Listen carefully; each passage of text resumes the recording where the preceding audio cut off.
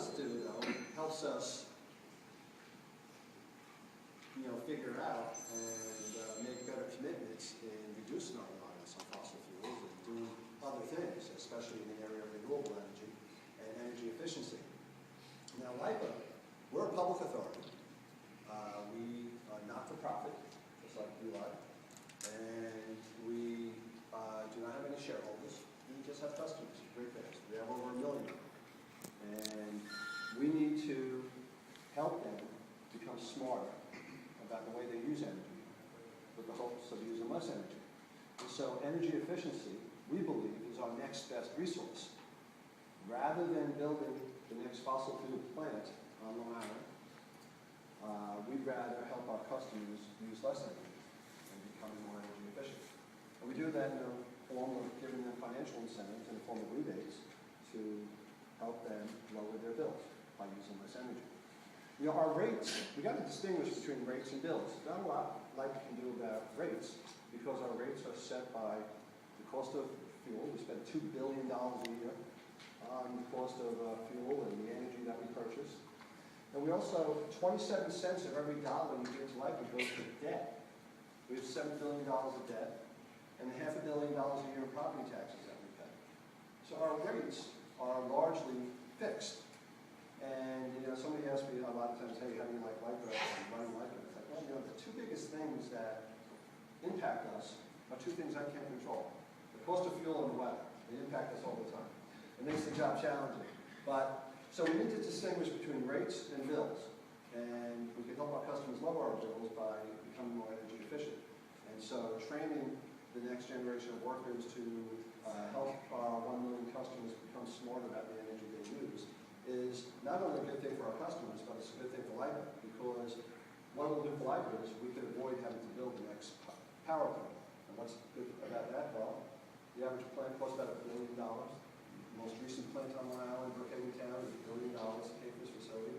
One, you have to site it. Nobody wants a power plant in the backyard. Two, you got to feed it oil or gas, which I just told you about the volatility in the price of fuel. And three, you have to deal with the emissions. And with everybody's, all of our concerns on climate change and global warming, those are real incentives for us to become more energy efficient. Next, we got to diversify the types of energy that are generated or purchased here on Long Island. And again, we don't burn any coal on Long Island. All the fuel, all the energy that we get is from power plants fed by oil or gas. But we need to diversify that, and we need to introduce more renewable energy into that portfolio of fuels that are used to generate power on Long Island. And solar, we are the #1 utility on the East Coast now. We're doing more solar than any other utility on the East Coast. And the opportunity to do more is great. We have, I told you, over 1 million customers. We now have over 2,000 that are using solar at their home or business for home gas. And so 2,000 makes us #1, but we have over 1 million customers. So the potential for doing so much more is great. And you hear President Obama and Governor Patterson talk about it almost daily. We need to view our energy challenges as economic development opportunities, because they are.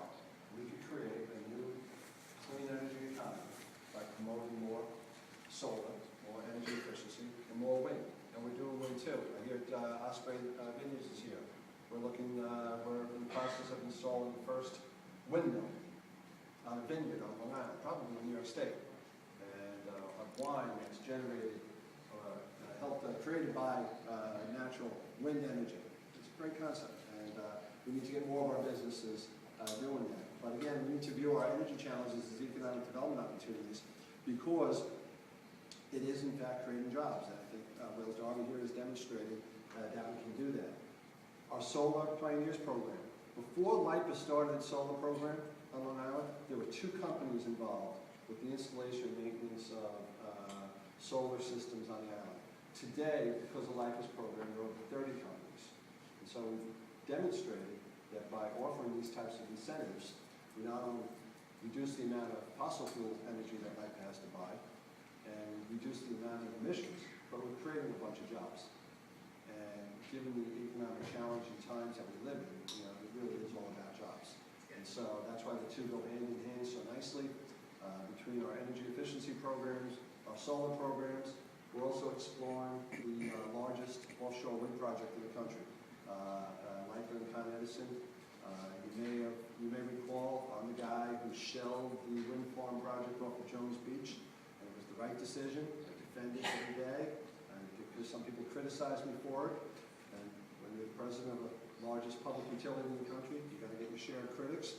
But the project was too small, which made it too expensive, and it was too close, which made it too controversial. By working and partnering now with Con Edison and NYPA and Mayor Bloomberg in New York City, we're looking to build the world's largest offshore wind project. With that, we'll get economies of scales. And the technology has changed, which allows us to put it about 13 miles offshore, so you take the NIMBYism and the people who don't want to see it out of the equation. And we're optimistic that we're going to get this project done. So we're doing that. We're doing the efficiency, which is, again, the largest energy efficiency program of any public utility in the country. We have the best solar energy program for any utility on the East Coast. We're looking at offshore wind. And one project I forgot to mention, we're doing the largest solar energy project in New York State.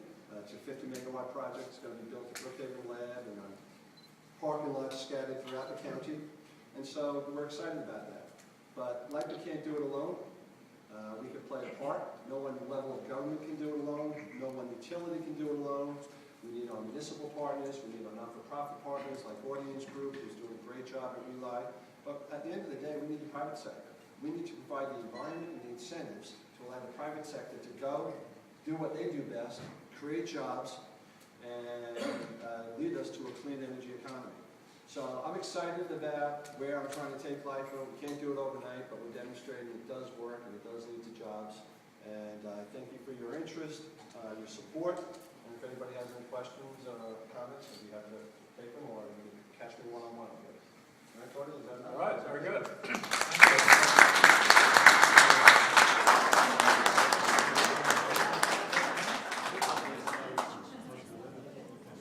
So let me before it's on to the case, I wanted to do a quick round of thank yous, of course. I wanted to thank our sponsors, which are, of course, LIPA and Kevin Law, without whom we wouldn't be able to do this. We also, of course, have as a sponsor National Grid. I know there are some folks from National